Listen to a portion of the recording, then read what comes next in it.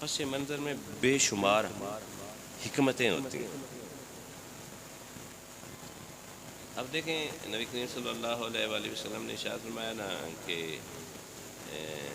یہ غرباء کے لیے جو ہے نا جمعہ وہ حج کا درجہ رکھتا ہے. سر دیکھیں نا آسانی، اس کو ہم دین کو انڈرسٹینڈ کریں نا تو محبت کے بڑے خوبصورت اور نئے دروازے کھلتے ہیں.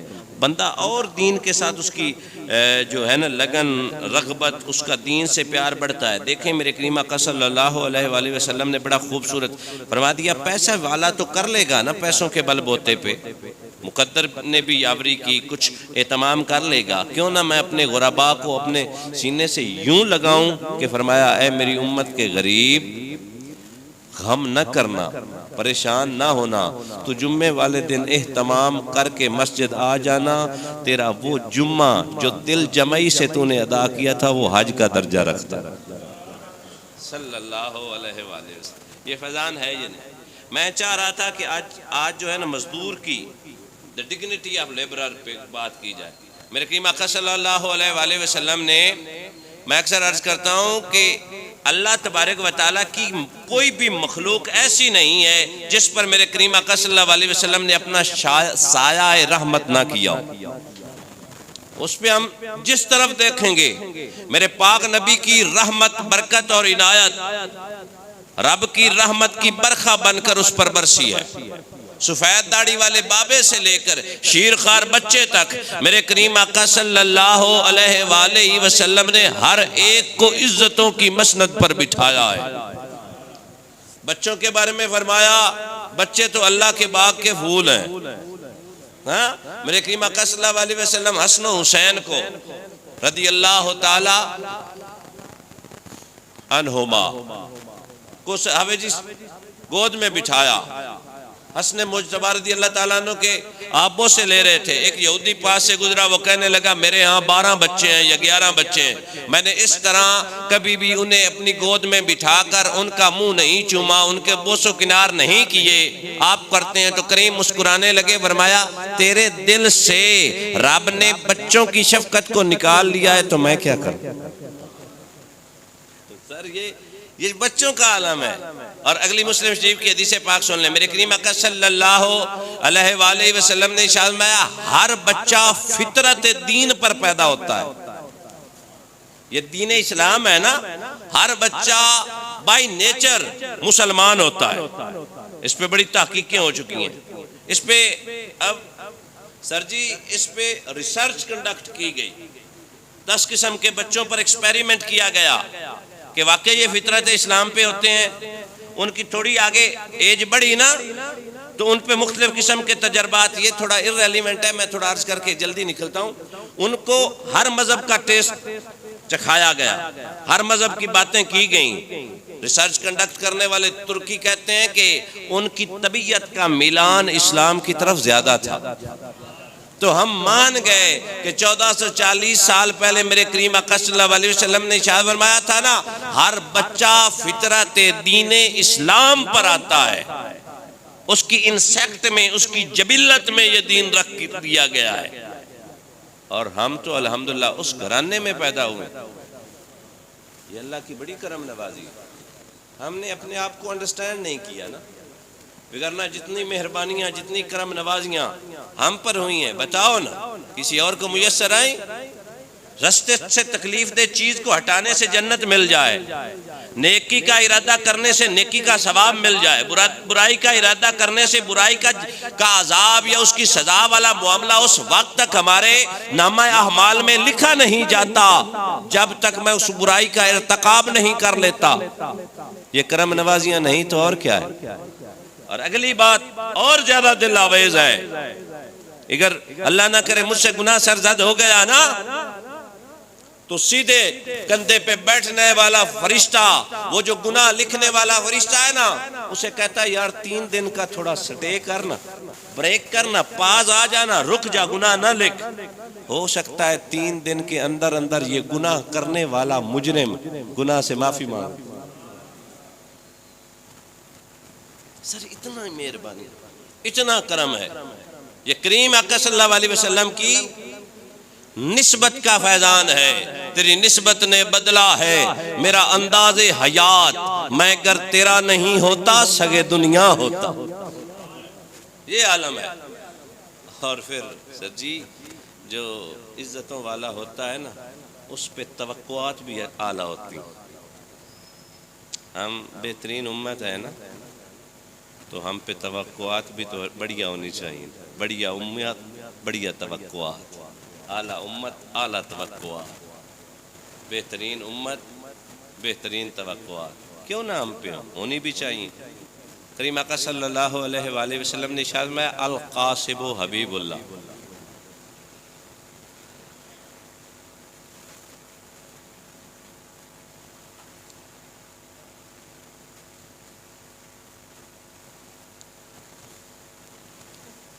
کریم آقا صلی اللہ علیہ وآلہ وسلم نے ارشاد فرمایا القاسب حبیب اللہ، چھوٹی سی حدیث پاک ہے، جو کسب حلال کمانے والا ہے وہ اللہ کا دوست ہے، حلال روزی کمانے والا اللہ کا دوست ہے۔ بگرنہ کون پوچھتا تھا اس شخص کو جو گھر سے یہ ارادہ لے کر نکلتا تھا کہ گھر سے نکل رہا ہوں نا بچوں کے لیے روزی کما کر لاؤں گا، گھر میں آٹا نہیں ہے، کھانے کو کچھ میسر نہیں ہے، نان شبینہ میسر نہیں ہے، سارا دن مزدوری کروں گا، ہاں مزدوری کر کے کچھ پیسے لاؤں گا، خود بھی کھاؤں گا، اپنے بچوں کو بھی کھلاؤں گا۔ اس مزدور کو کون پوچھتا تھا؟ لیکن سنیں حدیث پاک، میرے کریم آقا صلی اللہ علیہ وسلم نے ارشاد میں وہ گھر سے مزدور گھر سے جب یہ ارادہ کر کے نکلتا ہے کہ میں اپنی بیوی بچوں کے لیے گھر والوں کے لیے نان شبینہ کا اہتمام کرنے جا رہا ہوں، ہر قدم کے بدلے 10 نیکیاں ملتی ہیں، ہر قدم کے بدلے۔ اور اگلی حدیث پاک سنیں گے آپ کے کلیجے میں اور ٹھنڈ پڑے گی۔ میرے کریم آقا صلی اللہ علیہ وآلہ وسلم نے ارشاد فرمایا جو جب مزدور گھر سے مزدوری کا قصد کر کے نکلتا ہے اور جب گھر واپس لوٹتا ہے اس دن کے سارے صغیرہ گناہ میرا رب اس کی کاوش کے بدلے معاف فرما دیتا۔ ہاں ایسے ہی تو نہیں۔ کریم آقا صلی اللہ علیہ وآلہ وسلم کی بارگاہ اقدس میں ایک شخص بیٹھا تھا، صحابی کا نام بھی آتا ہے ذہن سے اتر گیا ہے۔ میرے کریم آقا کی چشم کرم نے دیکھا تو ہاتھوں پہ حافظ جی چھالے تھے۔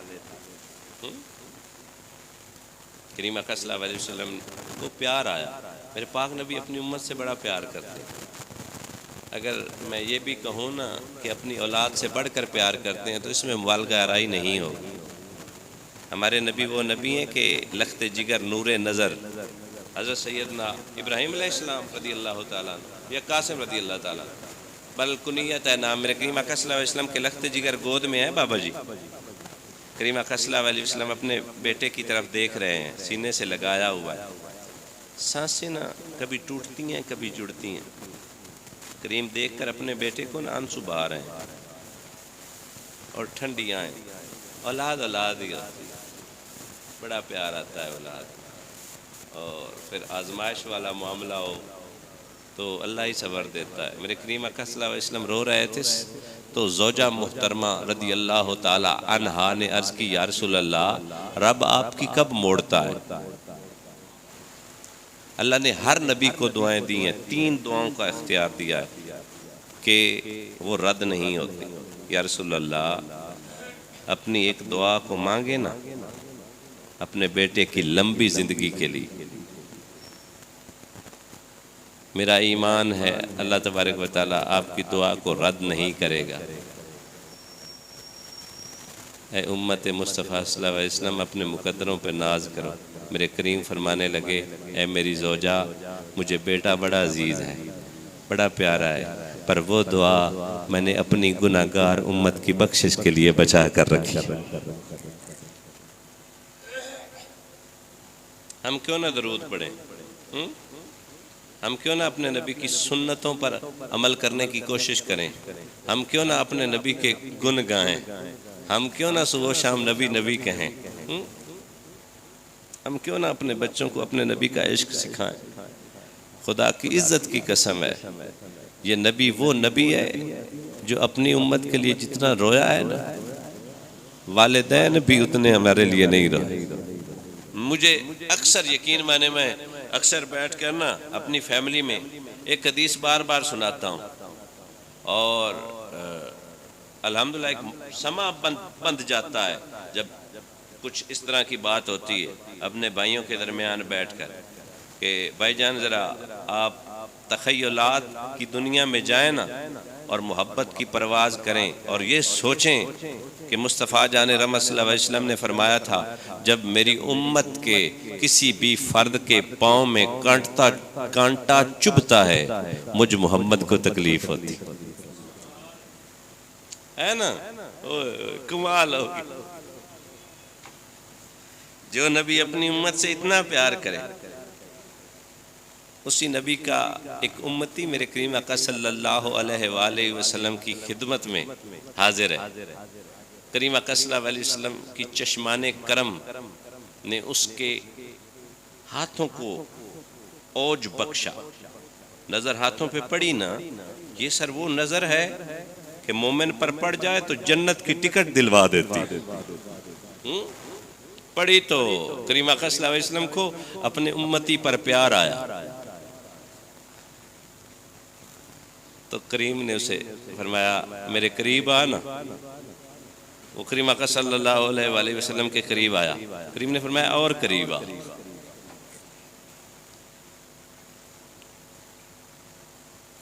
یہ ناز یہ انداز ہمارے نہیں ہوتے، گر دامن میں ٹکڑے تمہارے نہیں ہوتے، بے دام ہی بک جائیے بازار نبی میں، اس شان کے سودے میں خسارے نہیں۔ قریب آئے، فرمایا آگے بڑھ، ہاتھ دکھا۔ غلام نے ہاتھ دکھائے۔ اب مزہ لیجئے نا، بڑا لطف آئے گا۔ فرمایا ہاتھ دکھا، ہاتھ دکھائے۔ کریم آقا صلی اللہ علیہ وسلم نے دونوں ہاتھوں کو پکڑا ہوگا، سبحان اللہ سبحان اللہ، پکڑے نا تو چھالے دیکھے۔ میرے کریم آقا صلی اللہ علیہ وسلم کی چشمان کرم میں آنسو آئے، سبحان اللہ۔ اس لیے کہا کہ کبھی مزدور کو مزدوری پہ لگاؤ نا تو یار اس کی مزدوری نہ کھا جانا،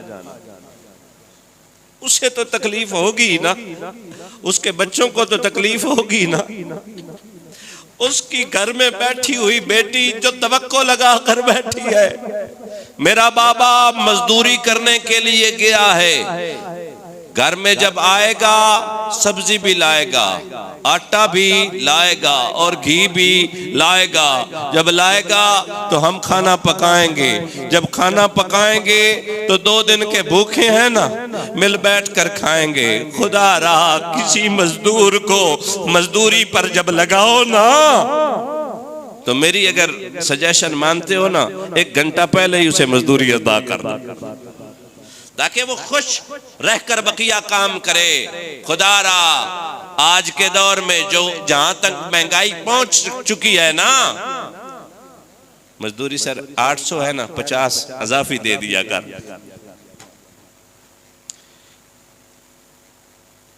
جو دعائیں اس غریب کے دل سے نکلیں گی نا، شاید تیرا کوئی امیر رشتہ دار ایسی دعاؤں کو درجہ قبولیت تک نہ پہنچا پائے جو ایک ٹوٹے ہوئے دل والا تیری دعاؤں کو جہاں پہنچا پائے۔ حضرت ابوبکر صدیق نے اپنی لخت جگر کو کہا تھا نا، بیٹا جا نبی رحمت صلی اللہ علیہ وسلم سے پوچھا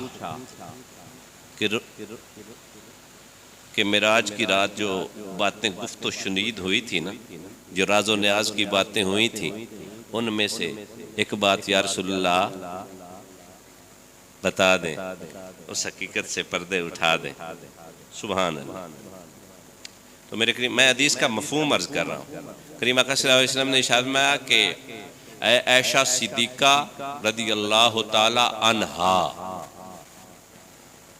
اے میری رفیقہ حیات، میرا کریم رب فرماتا ہے، میرا کریم رب فرماتا ہے، جس شخص نے کسی کا ٹوٹا ہوا دل جوڑا، اس شخص کی بخشش میں رب نے اپنے اوپر واجب کر رکھی۔ یہ بات جب سنی نا مشتاق صاحب تو حضرت ابو بکر صدیق رونے لگے، تو سیدہ عائشہ صدیقہ رضی اللہ تعالی عنہا نے عرض کی ابو جان آپ روتے کیوں؟ تو یہ تو اچھی بات ہے۔ آپ نے فرمایا بیٹا تو حقیقت کے ایک پہلو ایک رخ کو دیکھ رہی ہے، میں حقیقت کا دوسرا رخ دیکھتا ہوں۔ تو نے بھی سنا میں نے بھی سنا کہ جو ٹوٹے ہوئے دل کو جوڑتا ہے رب اس کی مغفرت فرماتا ہے، اس کی بخشش کرتا ہے۔ بیٹا ذرا اس رخ کو بھی تو دیکھ جو کسی کا دل توڑتا ہے، اس کا کیا بنے گا؟ ہاں میں یہ نہیں کہتا، کیونکہ جس طرح عائشہ پہلے فرما رہے تھے ہر اعلیٰ شخصیت کا معیار اپنا ہوتا ہے۔ اللہ تبارک و تعالیٰ کی رحمت کا اپنا معیار ہے، میرے کریم آقا صلی اللہ علیہ وسلم کی رحمت کا اپنا معیار ہے، غیر نبی کا اپنا معیار ہے، ہر ایک اپنے مزاج سے پہچانا جاتا ہے۔ رب کا کیا مزاج؟ میں یہ نہیں کہتا کہ جو دل توڑتا ہے رب اسے جہنم بھیجے گا، لیکن ایک بات یاد رکھیے گا، جو مومنوں کے مسلمانوں کے دل توڑتا ہے اس کی عبادت قبول نہیں ہوتی۔ ہاں یہ پکی بات ہے۔ سر اگر عبادتوں والا معاملہ ایک طرف رکھ کر میرے کریم آقا صلی اللہ علیہ وسلم کے اس غلام کا ذکر کریں جو غلام اپنی ماں کا دل توڑتا تھا، روح کیوں نہیں جان کیوں نہیں پرواز کر رہی تھی؟ بتائیے نا۔ بتایا گیا یا رسول اللہ صلی اللہ علیہ وسلم زبان پر کلمہ جاری نہیں، اگر ہو بھی رہا ہے تو روح کف سے انصری سے پرواز نہیں کر رہی۔ تو وجہ کیا تھی؟ وہ ماں کا دل توڑتا تھا اور منہ سے بول کر کچھ نہیں۔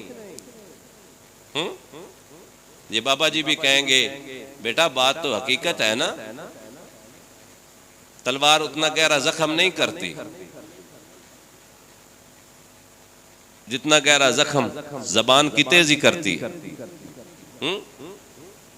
تو وجہ کیا تھی؟ وجہ یہی تھی کہ وہ ماں کا دل توڑتا تھا،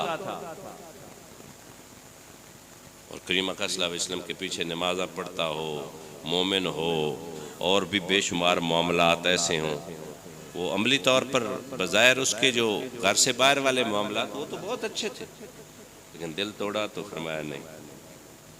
اسی لیے سر جو میں مزدور کے حوالے سے عرض کر رہا ہوں نا، کبھی بھی کسی مزدور کی مزدوری کو غضب کرنے کی، ان کو سنیچ کرنے کی، ان کو ڈیلے کرنے کی، ان کو 2-3 دن کا پنجابی چند دن کارا کرن دی لوڑ نہیں۔ وہ اگر اتنا ہی خوشحال ہوتا تو مزدوری کرتا کیوں؟ دیکھا ہے کبھی؟ کریم نے اس کے ہاتھوں کو سامنے کیا، رونے لگے، چوما میرے پاک نبی نے اس صحابی کے ہاتھوں کو چوم کر میرے پاک نبی نے باقی لوگوں کو مخاطب فرمایا، اور میرے کریم فرمانے لگے القاسبو،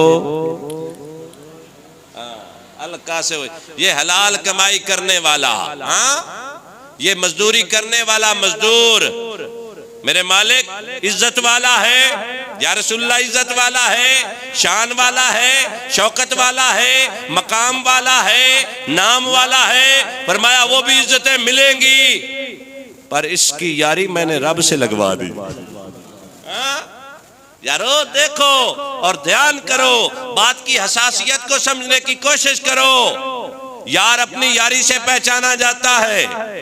میرے یار ہیں بابا جی عدنان صاحب، یاسر بھائی، بابا جی بیٹھے ہیں، مشتاق صاحب ہیں، مجھے اپنے یاروں پہ فخر ہوتا ہے، پر قربان جاؤں اے مزدور، تیری اس مزدوری پر، تیرے اس مقام پر، تیرے سٹیٹس پر، تیرے اس عروج پر، تیرے اس باق پن پر، کہ رب کے یار نے تیرا ہاتھ رب کی یاری میں دے دیا۔ حبیب کی ڈیفینیشن کروں تو باتیں لمبی کھلیں گی، حبیب کیا ہوتا ہے؟ سر آج حلال کمائی کرنے والا نا یہ بڑے فخر سے آفت جی یہ کہہ سکتا ہے نا میں رابطہ بیلی ہوں، اور تجھے کیا چاہیے؟ اور دوسری طرف جو غاصب لوگ ہیں نا، جو بددیانت لوگ ہیں، ان کی کوئی ویلیو نہیں ہے۔ میرے پاک نبی نے ارشاد فرمایا تھا الراشی والمرتشی کلاہما فی النار، رشوت دینے والا اور رشوت لینے والا دونوں جہنمی ہیں۔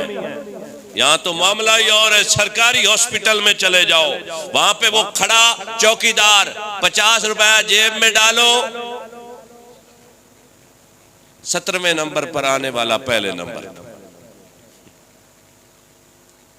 میرے کریم آقا صلی اللہ علیہ وسلم نے ارشاد فرمایا جب بچہ ماں کے پیٹ میں آتا ہے نا تو اللہ تبارک و تعالیٰ اس کا رزق، یا اس سے بھی پہلے میں جو حدیث میرے مطالعے میں جو میں اس موضوع پہ آپ کے گوش گزار کرنا چاہتا ہوں وہ ہے، ویسے اس پہ 2-3 ہے، جس طرح ایسا پہلے کہہ رہے تھے، اس میں عدنان صاحب میں بھی عرض کی، میں بھی عرض کر رہا تھا کہ اس کے یہ حوالہ جات ہو سکتے ہیں، پوسیبلٹیز ہو سکتی ہیں۔ ایک روایت میں آتا ہے کہ جب روح ڈالی جاتی ہے تو بخاری شریف میں ہے کہ اس کتنی زندگی جیے گا یہ بچہ، کتنا رزق پائے گا، کہاں پر مرے گا، یہ 3 چیزیں ایک روایت میں ہے، 5 چیزوں کا بھی ذکر ہے، کتنی عمر پائے گا، کتنا رزق پائے گا، کس جگہ پہ مرے گا، کتنے بچے ہوں گے، اتنا رزق اس کو دیا جائے گا۔ فرمایا گیا کہ ہر بندے کا رزق اس کے مقدر میں رکھ دیا گیا ہے، اس کے مقدر میں لکھ دیا گیا ہے۔ بعض اوقات ہماری اپنی حرکات و سکنات جو ہمارا طے شدہ پرٹیننٹ اسپیسیفک رزق ہوتا ہے نا، اس کو ہم اپنی حرکتوں کی وجہ سے خراب کر بیٹھتے ہیں۔ اس پہ میں ایک بات سناتا ہوں۔ حضرت امیر المومنین سیدنا عمر فاروق رضی اللہ تعالیٰ عنہ یہ کسی سفر پہ تھے، ایک جگہ پہ آپ نے ایک علاقے میں پڑاؤ کیا، نماز کا ٹائم ہو گیا، آپ نماز پڑھنے کے لیے مسجد کا رخ کرتے ہیں، آپ کے پاس سواری تھی، آپ نے سوچا اسے اگر باہر کہیں کھڑا کروں تو کوئی لے نہ جائے، ایک درخت یا کسی کے ساتھ باندھ کر ایک شخص کو کہا کہ اس کا خیال رکھنا۔ سیدنا امیر المومنین حضرت عمر فاروق رضی اللہ تعالیٰ عنہ نے اپنی نماز ادا فرمائی، جب واپس لوٹے نا تو واپس تشریف لا رہے تھے، دل میں سوچ رہے تھے کہ اس کو نا میں 5 درہم یا دینار انعام کے طور پر دوں گا، اس نے میری اور میرے گھوڑے کی اور زین کی رکھوالی کی ہے۔ اب جو بات میں کر رہا تھا اس کے تناظر میں عرض کر رہا ہوں، سوچ رہے ہیں کہ 5 دینار دوں گا اسے انعام کے طور پر۔ جب آئے تو کیا دیکھا، سواری تو ہے، زین غائب ہو گئے۔ آپ مسکرائے یا پریشان ہوئے، لیکن مومن آنے والے کسی آزمائش پہ پریشان نہیں ہوتا۔ ان للہ اللہ اکبر کبیرہ۔ تو وہ آپ زین کو خریدنے کے لیے بازار میں گئے، دیکھا تو وہی زین بازار میں فروخت کے لیے پڑی تھی۔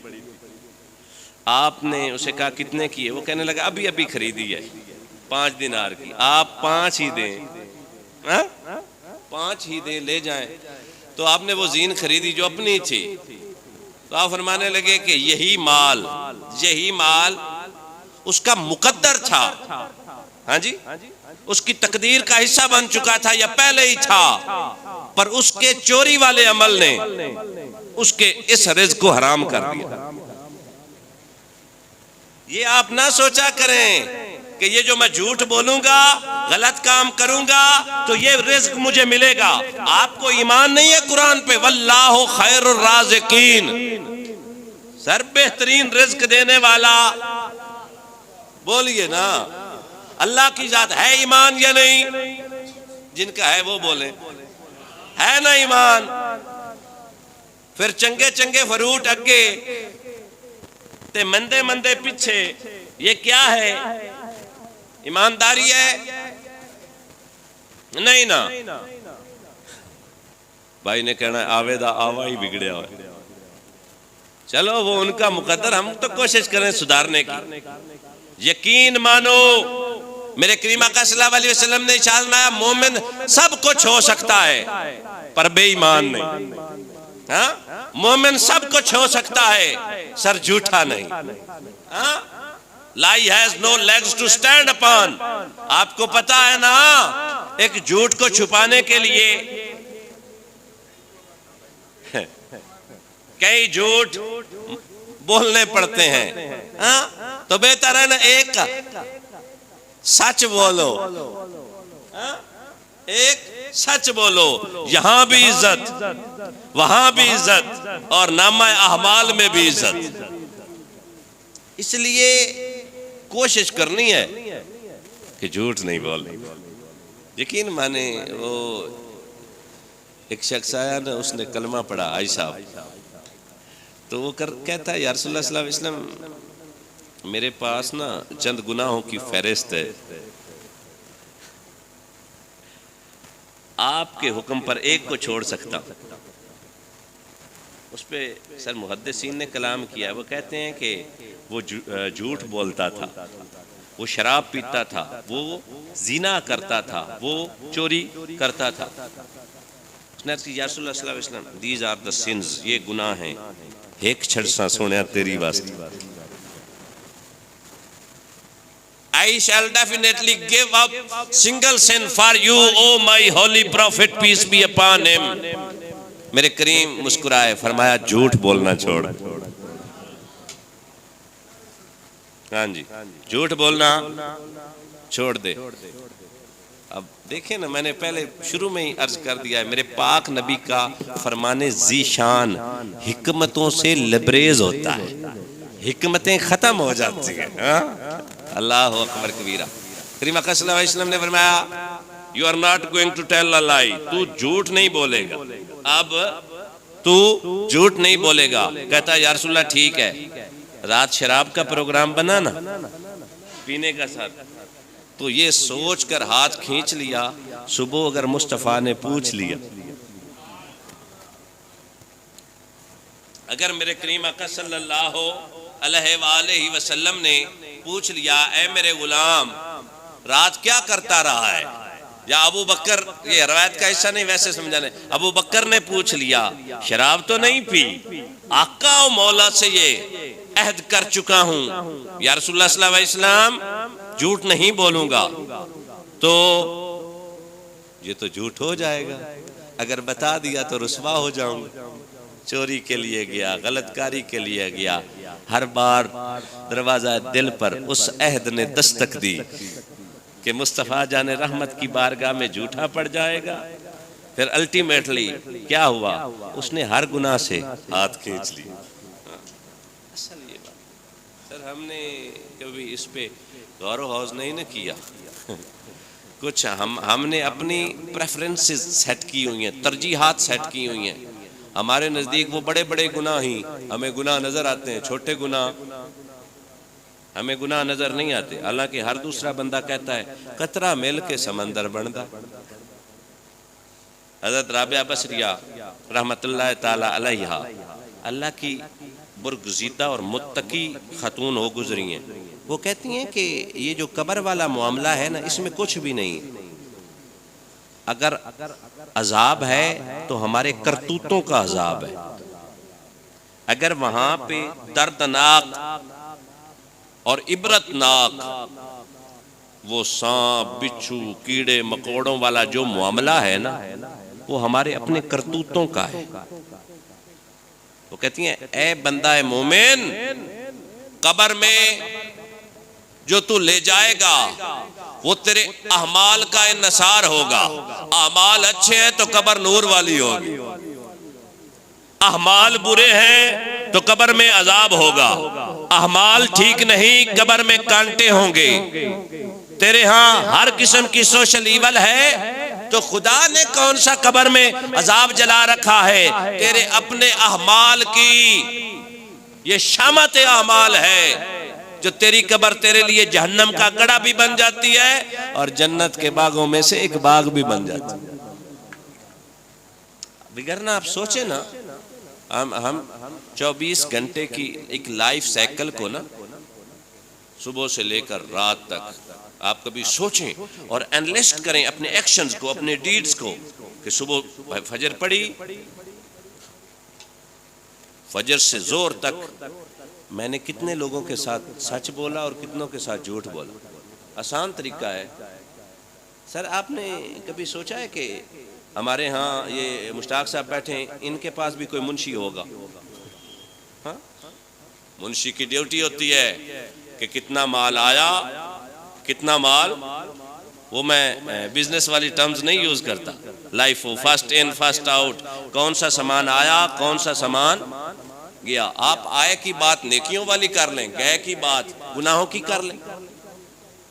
وہ منشی جس کی ذمہ داری ہے کہ کتنا مال آیا، کتنا گیا، 2 دن بھلا حساب نہ رکھے، ایک سا مشتاق صاحب ان رکھ دے، انہوں نے کہنا چھٹی کر۔ تیرے اندر بھی اعمال کا ایک منشی بیٹھا ہے جس منشی کا نام ضمیر ہے۔ کبھی اس منشی سے پوچھ، تیری جو ذمہ داری ہے کہ حساب کر روزانہ کا، روزانہ کی بنیاد پر، کیا میری 5 نمازیں قضا تو نہیں ہو گئی؟ کیا بات کرتے صوفیہ۔ ایک میں صوفی کو پڑھ رہا تھا، وہ کہتا ہے تجھے خود پتا ہوتا ہے تو جنتی ہے یا جہنمی۔ کمال بات ہے، یہ بات سمجھ میں آتی ہے؟ پر وہ یہ لوگ ہیں جنہوں نے اللہ کو منایا ہے، اور پھر اتنا تصرف تو اللہ تبارک و تعالیٰ دیتا ہے نا کہ اعلیٰ بات کہہ سکے۔ بندے کو خود پتا چل جائے، یہ حدیث نہیں سنا رہا، ایک ولی کا قول سنا رہا ہوں، بندے کو خود پتا چل جاتا ہے کہ وہ جنتی ہے یا جہنمی، پر پھر بھی ناداں۔ ہر وہ کبوتر جو یہ سوچ کر آنکھیں بند کر لیتا ہے کہ عذاب والی بلی مجھے نہیں پھاڑے گی، تو وہ بے وقوف ہے۔ اگر ہمارے ہاں کوئی ایسا معاملہ ہے کہ ہم نے مرنا نہیں، قبر میں نہیں جانا، تو پھر تو اور میں اس کبوتر کی مانند ہیں جو عذاب والی بلی سے آنکھیں چرا لیتے ہیں۔ نہ میرے بھائی، نہ، ہم نے مرنا ہے، اللہ تبارک و تعالیٰ نے ہم سے پوچھنا ہے، ہم نے قبر میں جانا ہے، اور ہم مومن ہیں، ہمارا ایمان ہے اچھی بری تقدیر پر، موت کے بعد اٹھنے پر، پل صراط پر، حوض کوثر پر، اور میزان پر، اور بے شمار باتوں پر۔ ہمارا لائف سٹائل وہ دوسروں سے ہٹ کر ہونا چاہیے۔ ہمارے افکار، ہمارا کردار، ہماری نشست و برخاست یہ بتائے کہ یہ محمد عربی کا غلام ہے۔ وگرنہ میں نے پچھلے لیکچر میں بھی عرض کیا تھا، وگرنہ زندگی جو بغیر کسی مقصد چھتر بے مہار گزار رہے ہیں، تو ہمارے درمیان اور ڈنگروں کے درمیان کوئی خاصا فرق نہیں ہے۔ دوسری اللہ تبارک و تعالیٰ نے ہمیں کسی غرض و غایت کے لیے بنایا ہے، اور ہمارا دیکھ لیں کیا حال ہے۔ گھر میں والدین کی ریسپیکٹ ہم سے نہیں ہوتی، پڑوسی کے حقوق ہم سے ادا نہیں ہوتے، آنکھ کان ناک میں حیا والی بات نہیں ہے، اور پھر کہتے ہیں ہمارا مالک ایک خدا ہے۔ اور پھر بعض اوقات تو ہم جھنڈے بھی لگا دیتے ہیں اپنے نبی کے نام کے، لگانے چاہیے، ٹھیک ہے۔ جس گھر پہ نبی کے نام کا جھنڈا لگا ہو، اس گھر میں ہی نبی کی شریعت نہ ہو،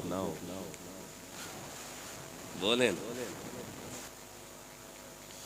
جس گھر پہ علی کے نام کا جھنڈا ہو، اس گھر میں علی کی کوئی تعلیمات نظر ہی نہ آئے، تو جھنڈے نے بھی تو کہنا ہے یار یہ مجھے کس کھاتے میں تو نے ڈالا ہوا۔ اور اسی طرح ہم کلمہ گو ہوں اور کلمے والے نبی کی کوئی سیرت ہمارے پلے نہ ہو، ہم مسلمان ہیں، ہم مومن ہیں۔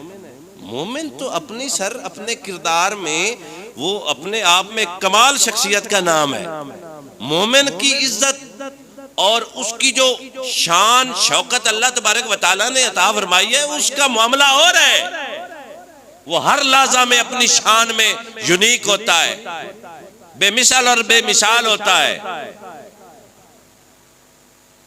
لیکن ہمارا میں چونکہ بات کر رہا تھا مزدور کی، آخری بات کر کے اجازت چاہوں، تھوڑا کوشش کریں بدلنے کی، یہاں پہ سسٹم بڑا جلدی سے آگے چل رہا ہے.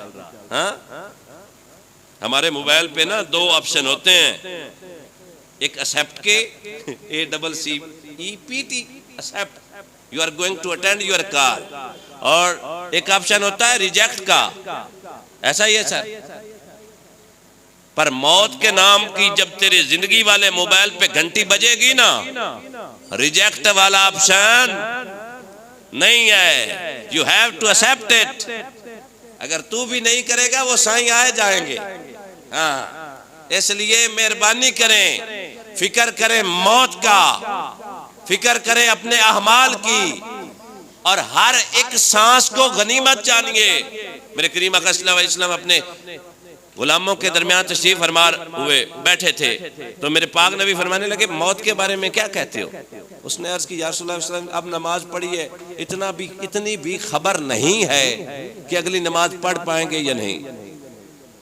اسی طرح صحابہ نے اپنی پوائنٹ آف ویو سرکار مدینہ صلی اللہ علیہ وسلم سے عرض کیے. میرے کریم فرمانے لگے بڑی لمبی خواہشات لیے بیٹھے ہو، اگر مجھ سے پوچھتے ہو نا تو میں تو یہ کہوں گا ایک سانس اندر گیا ہے، خبر ہی نہیں دوسرے نے باہر آنا بھی ہے یا نہیں.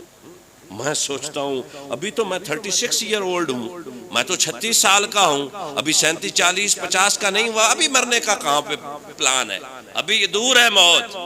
یہ وہی وہ کبوتر والا علوین ہے تیرے پاس.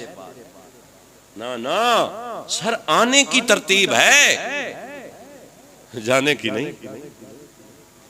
ضروری نہیں کہ باپ پہلے مرے گا. اگر بیٹے کا نمبر ہے نا تو پھر بوڑھے باپ کو جوان بیٹے کا جنازہ اٹھانا پڑے. یہ غفلت بڑی نقصان دہ ثابت ہو سکتی.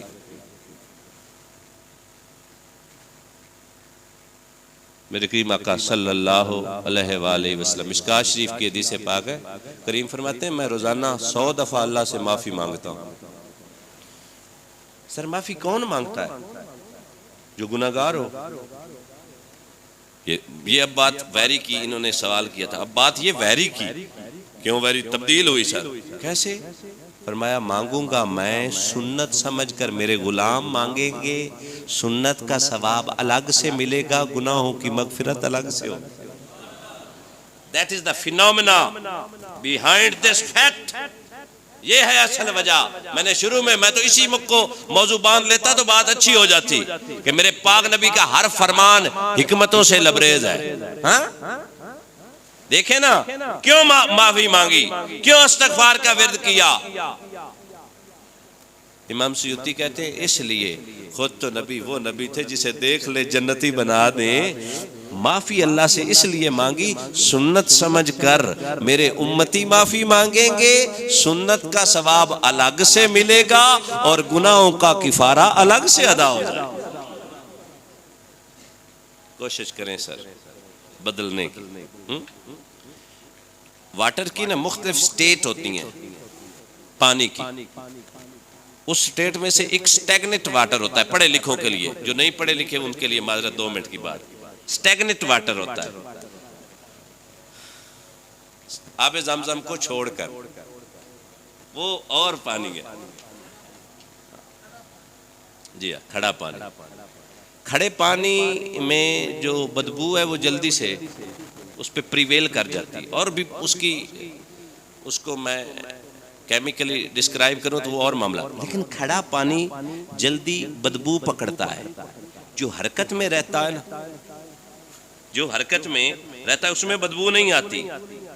اگر تیری اور میری زندگی کھڑے پانی کی طرح ہے نا تو پھر جلدی وہ دل سیاہ ہونے والا ہے. اور سیاہ دل پہ نیکی بھی، تبلیغ بھی، واز بھی اثر نہیں کرتی. اس سے پہلے کہ تیرا دل سیاہ ہو جائے، آ جانا اس کی طرف، آ جانا اس کریم کے اس کلام کی تلاوت کر جو دلوں کی سیاہی اتارتا ہے. آ جانا اس کریم کے در پہ جو 1 بار نہیں 5 بار بلاتا ہے. آ جا حی علی الصلاۃ. حی علی الفلاح، آجا صلاۃ کے لیے، آجا نماز کے لیے، آجا اپنی کامیابی کے لیے، آجا اپنی فلاح کے لیے۔ ہر بندہ چاہتا ہے کہ میں کامیاب ہوں، ایسا ہی ہے، ہر بندہ چاہتا ہے۔ تو رب تو 5 دفعہ کہتا ہے کامیابی ادھر ہے، کامیابی ادھر ہے۔ اے کامیابی کے متلاشی، اے فلاح کے چاہنے والے، اے فلاح کو ڈھونڈنے والے، کعبے کے رب کی قسم ہے، فلاح اللہ اور اللہ کے رسول کے بتائے ہوئے طریقوں میں۔ سر دیکھیں نا، ایک سیالوی صاحب میرے دوست ہیں، بڑا پیار کرتے ہیں، بڑے بھائی ہیں۔ میرے موبائل پہ ان کی 5 کالیں آئیں۔ کتنی؟ 5، اور میں ایک کا بھی رسپونڈ نہ کروں۔ چاچا تو سیدھا بندہ لگنا ہے مینوں 10، اے میرے نال راجی حسین یا رینج؟ اوکھا سوال، کیا یہ مجھ سے خوش ہوں گے یا ناراض؟ بولیے نا ذرا، ناراض ہوں گے نا؟ وہ رب 5 دفعہ تجھے اور مجھے بلاتا ہے، پر جب میں گھر جاتا ہوں نا، میرا کھانا گرما گرم مجھے میسر ہوتا ہے۔ میں جاتا ہوں نا گھر تو الحمدللہ بچے ٹھیک ٹھاک ہوتے ہیں۔ میں جاتا ہوں نا گھر تو میرا گھر کولیپس نہیں کرتا، ٹھیک ٹھاک ہوتا۔ اتنا کرم ہے اس کا۔ کب تک؟ بولے نا ذرا، بتائیے مجھے کب تک؟ ہماری حافظ جی مشکل سے ایک صف نماز کی مکمل ہوتی ہے، یا ادھر